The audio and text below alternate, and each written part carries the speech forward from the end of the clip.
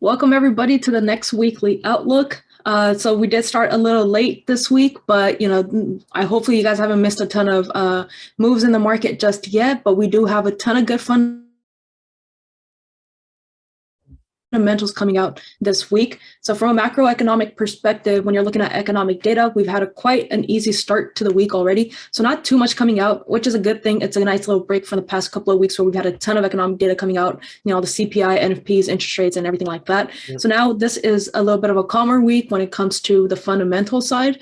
So any moves that you will be seeing in the markets is going to be purely from a technical perspective as we're breaking some of those key levels and finally getting enough market sentiment headed towards the next interest rate hikes and all that type of stuff, which is going to be happening next month for the US. And then also we just had interest rate hikes from Bank of England and all of that as well. So you have a nice little break. So really practice your technical analysis this week, but we'll go ahead and get onto those levels with Stefanos in just a little bit. So when you're looking at macro fundamentals, when you're looking at what's happening from a global perspective, again, not too much happening, but you do still want to pay attention to some of the things that we talked about in the last couple of weeks. So the geopolitical tensions with Ukraine, Russia, right? So you still have US that's kind of sitting on the sidelines and still kind of giving those little threats of sanctions. You also have the UK now that's starting to interfere a little bit. And over the weekend, we had some news about the US and Japan tariff-free agreement that they came to from the Trump administration. So finally, Japan is able to transport or export their steel into the US tariff-free. So these are just some of the minor things that you guys still want to be watching out for because they're still playing out in the background, right? And the main thing is, again, those geopolitical tensions, inflation, and also what's the sentiment that's being set by these central banks that we're heading towards. So right now, as you're getting these economic data that we're going to go over at the moment, make sure you're starting to understand what's the bigger picture like. All these economic data are going to be piecing in together like puzzles, and they're going to create that bigger picture that you want to be watching out for, right? So it's not just going to be one economic data that's going to push your pair, but it's going to be a combination of those. So let's go over what's happened so far in the week and where we headed.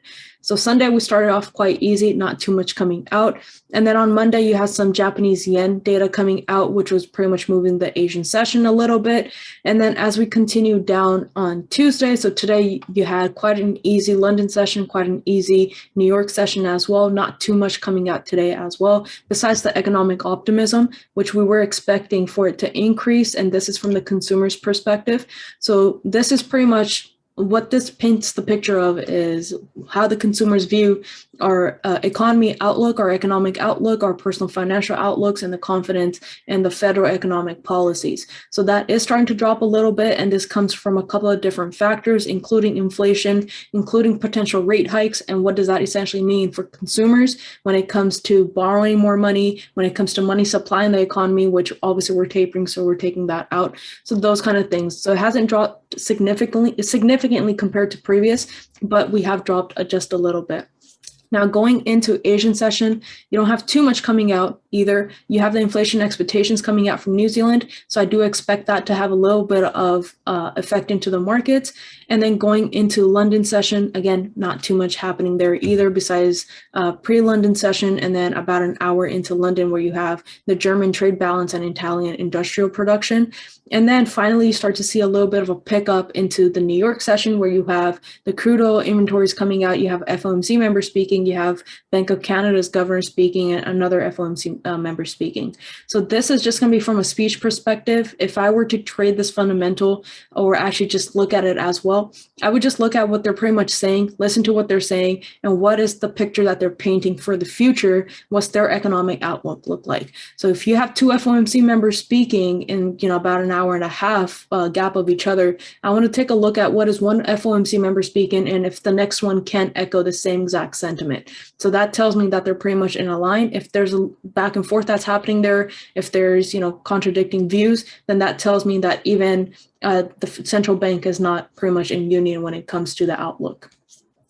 And then continuing down, Thursday is when things start to pick up a bit more. So in London session, you have Governor Bailey speaking, you have the EU economic forecast coming out, and then in New York session, you have CPI and unemployment claims coming out. That is what you want to be paying attention to. If you haven't traded all week so far, it's only been like about 3 days since the markets have opened up, right? So if you haven't traded, then Thursday is going to be your day pretty much where you're going to find some good movements in the market.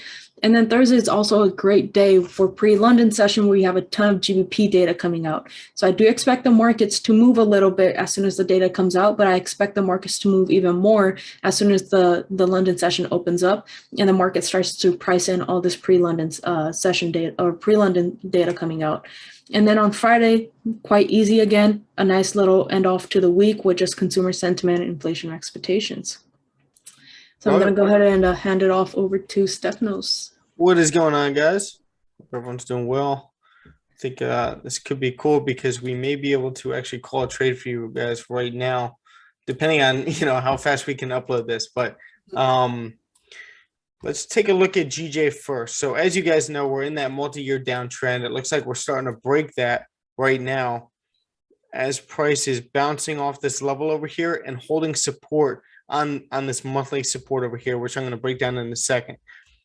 But we're going to take our bullish trend from COVID that we've been respecting and then mark off a few key levels. We're going to mark off 156.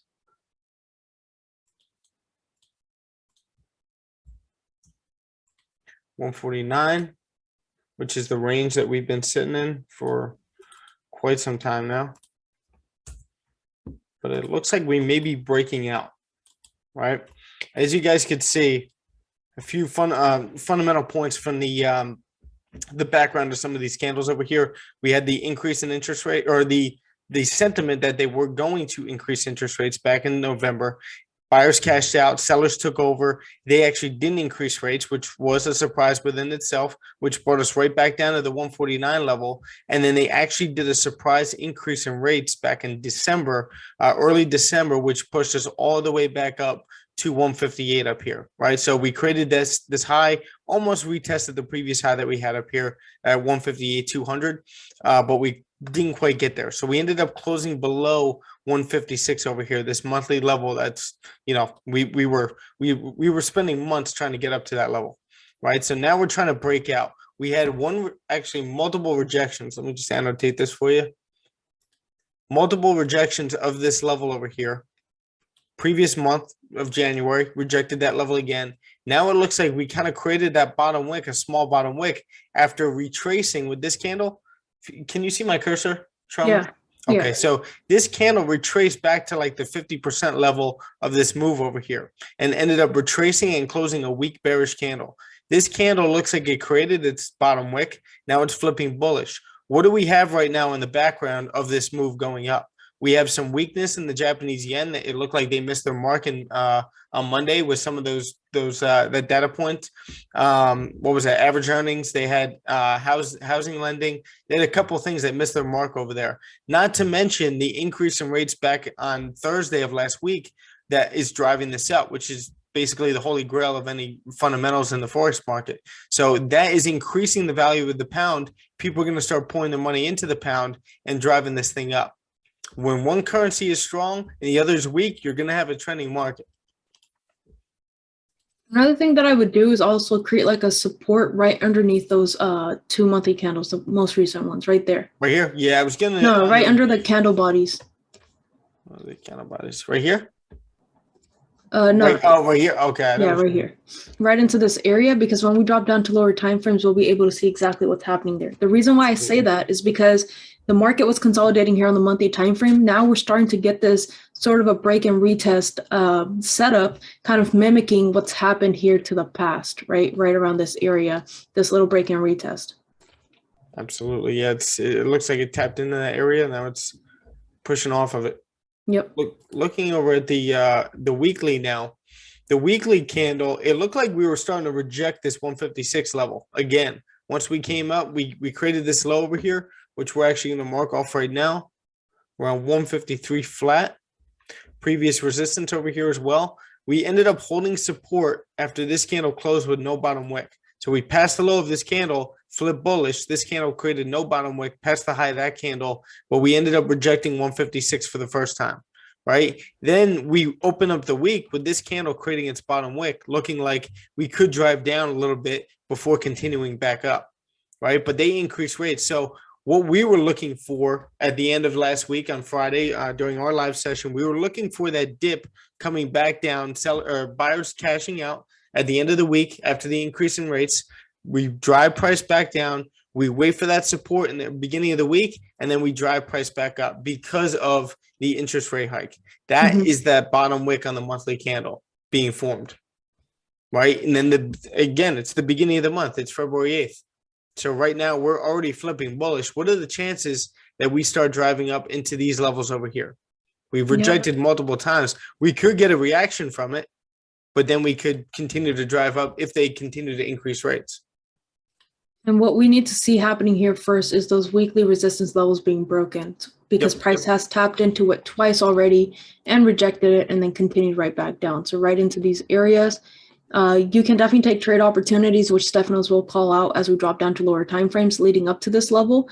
But I would highly suggest waiting for, I would kind of make my zone a little bit tighter personally, but like right into that area. If that's broken, that's when we start to target those wick fills.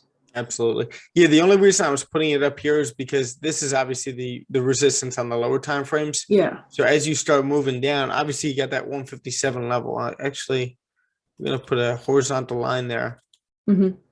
But that resistance up there is going to be the resistance on the lower time frames.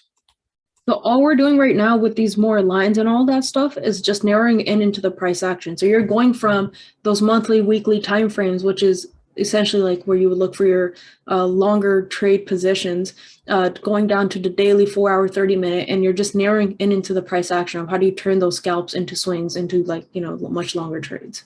Absolutely. Looking over here at the daily now, daily ended up rejecting this level down here, you know, creating this weaker bearish candle after the bullish trend up. So we were kind of gradually working our way up. And then last week during not NFP, but the increase in interest rates, we drove up to this previous level over here, which we can actually mark off, which is that previous support and resistance over here. Now it's that resistance that we rejected before driving up and passing it right now. So that level is 156,400. But as you could see, since tapping into this 157,500 level, we've been respecting this bearish structure. Now we're tapping off this previous level. You guys can tell it's a strong level. It's 153.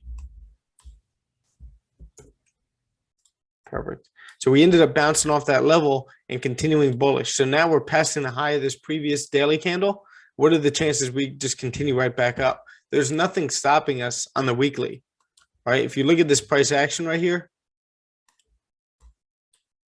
we already created that bottom wick on the weekly. It's still basically the beginning of the week. It's Tuesday. What are the chances we drive up to here? They're pretty high. There's nothing really stopping. You got cleaner candles over here too, right? And these are strong candles. These are all strong candles. It's not like it's like slowly chugging up on the weekly. It's like it's pushing. Plus we got the increase in rates. All right. So here we have the bullish trend that we've been respecting over here. Now, this is what happened last week. We had the spike in interest rates pushing us all the way up to 153,400. We ended up rejecting that level, and around, you know, Thursday, Friday, we end up rejecting that level and continuing down, creating these lower lows, lower highs, coming down to create another higher low, higher demand area, or better demand area to continue driving right back up. And that's this level right here, 155,500. So now we already retested the high up here. Did you want to say something? No, I was disagree. So now it looks like, I mean, this is a nice move. I actually grabbed GJ from, where are we? I'll point it out in the lower time frames, but right now it looks like we're rejecting this level up here. I'm actually gonna draw this as 400 exactly. It looks like we're rejecting this level over here. Could we continue up? That's such a strong candle right here, right? Closing above that level. We just need that little retest over here, and we continue right back up to 157.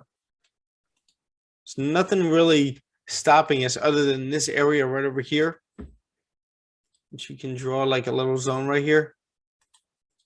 And this is all intraday, swing ideas. We could have some scalps that we could be taking right back up to this level as well, which we're going to point out.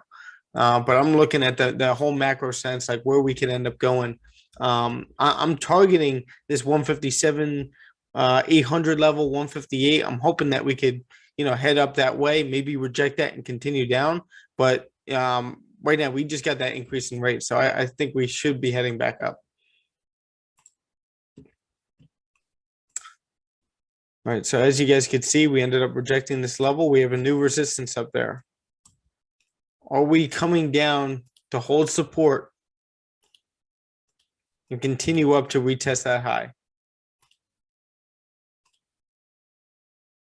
You only have about 15, 16 pips in here. So what you want to do on these lower time frames is look at when we start to break market structure. Are we actually holding support over here?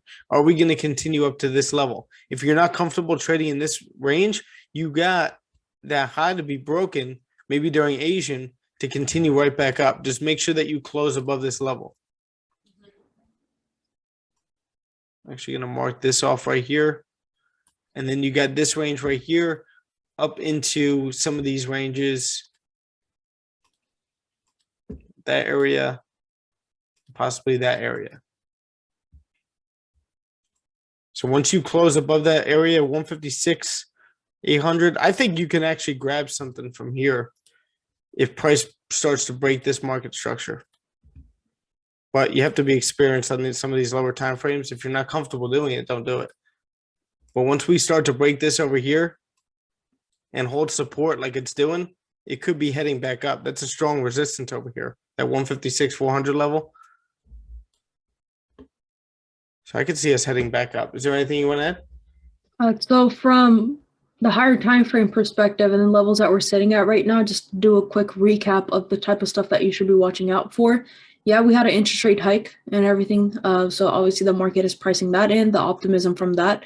But also you have contradicting concerns when it comes to the cost of living and all of that, right? So you have fundamentals coming out about the UK consumers who started decreasing their spending because the cost of living is also increasing. That plays right into that inflation issue that we have. That also plays right into that expectation of whether or not we're going to have another interest rate hike, or are we just going to end up maintaining whatever we have in the next couple of months. So there are forecasts are being put out there by the central banks that they are going to see about 4 to 5, some even 7 interest rate hikes. But is that really realistic, right? Looking at the consumers and all that type of stuff.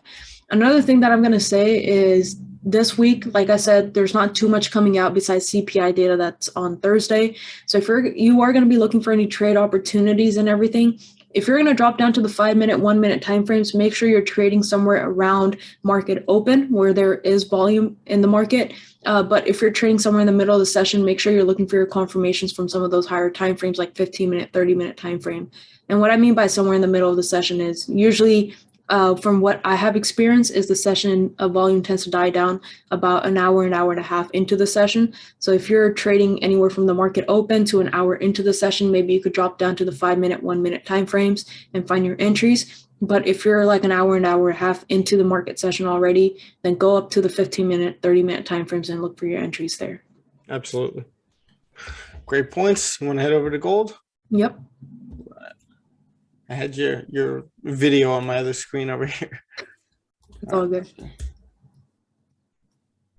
All right. Looking at gold, marking off certain levels, starting with the monthly. So a couple levels that I'm interested in is 1750 right here. If we just mark off this higher time frame range, that's all we're sitting in right now. We can mark off some trend lines too, but I'm going to just mark off 1750 here.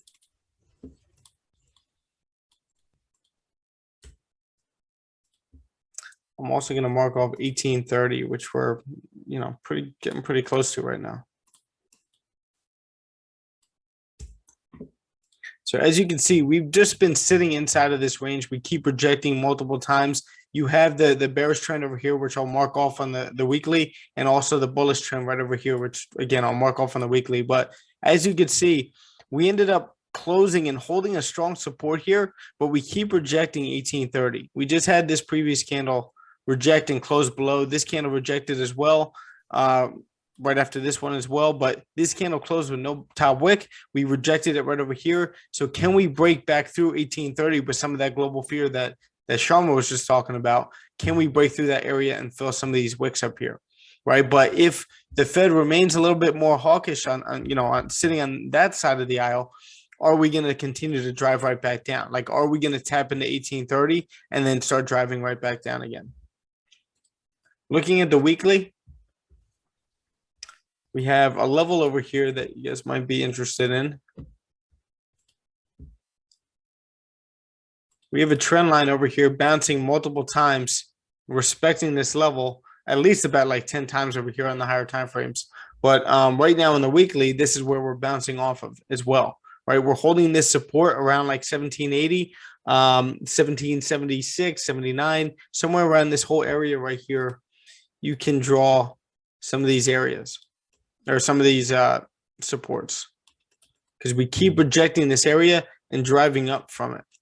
So now again, we're approaching 1830. Can we approach 1830, 1840? We get some more hawkish sentiment out of the Fed, and then we start to drive back down into this range again, right? But right now we got some global fear right now, so that's why you see gold driving up from 1784 all the way up to 1827 right now.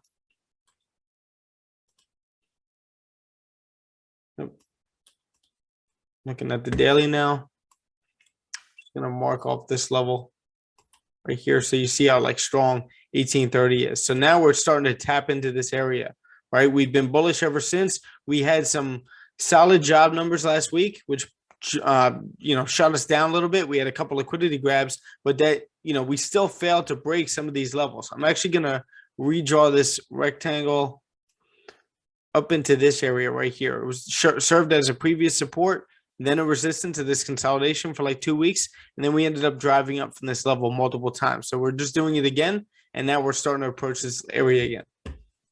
And note how every time price taps into that level, even though it's holding it as a support, there's a ton of volume that follows, right? So any fundamentals that we've had helped us drive down into this area, and then a nice bullish push up. Same thing here, nice bullish push up. Same thing here, and then a nice bullish push up. But another level that you want to watch out for is that resistance area. So we're already tapping into it. If you're going to look for buys, wait for that 1830 for a clean break above that, close above, and then you target here, like Stefano said, or you wait for that rejection and then go back and back test how to catch some of these moves, because I can promise you, you will see the same exact setup happening here on lower time frames. Absolutely. I can actually see something very similar to this happening, where it looks like we're breaking out of 1830, we continue up, and then we get that fake out where the Fed starts to get more hawkish again, or we get like Powell speaking or something like that, and then that just shoots gold right back down. But right now we are respecting this weekly trend, pushing all the way up from these levels. Possibly with the FOMC members speaking, maybe that's what's going to be the catalyst to push us up there. 100%. I mean, we just got solid job numbers coming out, so that could just drive us right back down if they decide to do something. Or if they confirm that they definitely are increasing rates in March. All right, so looking over at this level again, last time we've had some nice bullish pushes up, right? And then we ended up either consolidating or just pushing pretty hard from that level. So I would expect the same exact thing. We have been respecting this market structure, kind of pushing up. We had a couple, we had the NFP, we had this drop over here from the technicals, but we dropped down NFP, and then we're still continuing up. We had this previous support right now that we ended up breaking. We also have that resistance there, probably on the lower time frames. But I think you're going to have safer sells for like a swing below this level over here. But looking at the 1 hour, you may be able to capitalize on some of these.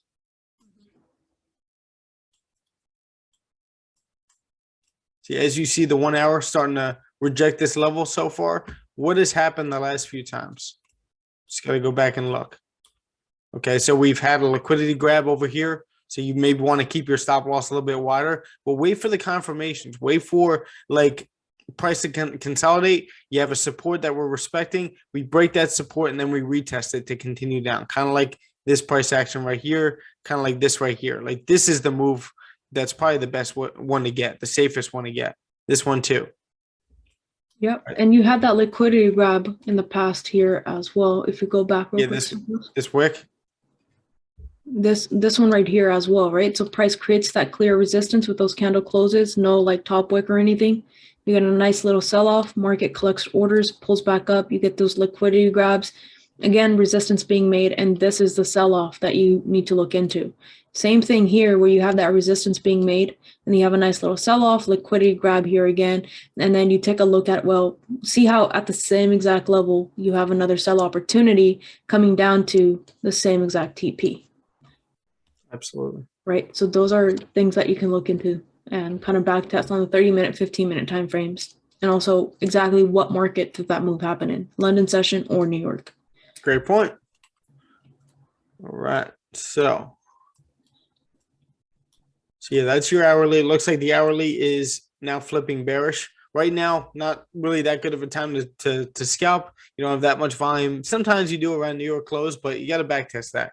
Right, I know most of you guys probably don't trade New York close, so just back test it if that's what you guys know and like to trade. You get some higher spreads around that time too, so just be careful of that. But right now, I would just see if we have a support formed, like right over here on the 30-minute.